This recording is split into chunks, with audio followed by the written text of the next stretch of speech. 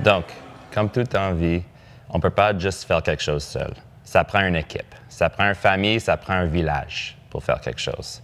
Donc, soit ici, chez Adrénaline Urbaine, ou chez vous, dans votre maison, tu as les outils à créer un propre endroit pour pratiquer quelque chose pour n'importe qui. Donc, en fait, un sport, soit comme l'eau part dans le skatepark avec le skate ou la trottinette, ou ici, dans le parcours ninja, peut être adapté à n'importe qui.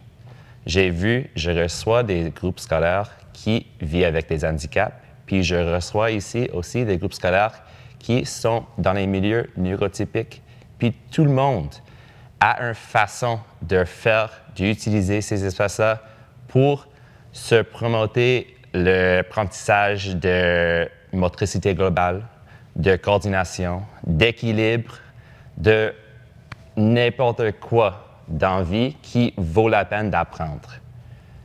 En fait, un sport individuel comme ça, le ninja ou l'eau-part, tu peux faire dans votre manière.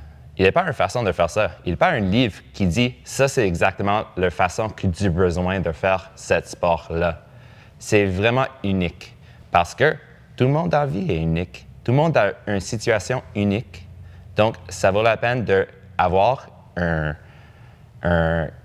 activité à faire qui peut être unique comme vous, comme votre situation.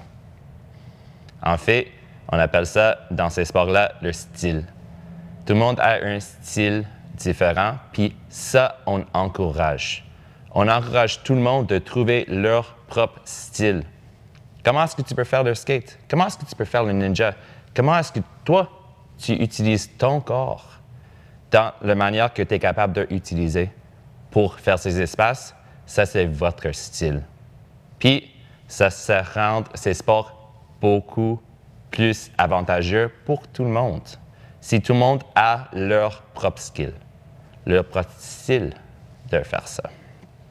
Donc là, on va parler de ce style unique un petit peu. Puis, en fait, moi, j'ai des amis qui vivent avec une situation d'handicap. Par exemple, j'ai un ami qui manque une jambe. Donc, il a une jambe prosthétique.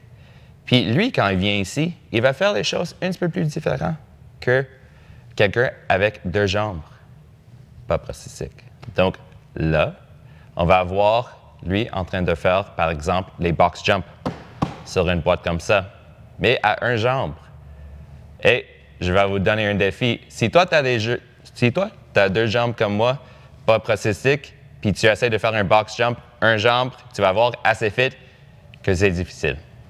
Donc, c'est incroyable que quelqu'un peut adapter ça dans leur manière.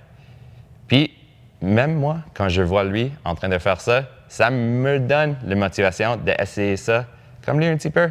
Puis, je vois comme, oh, il est beaucoup mieux dans cette manière que moi.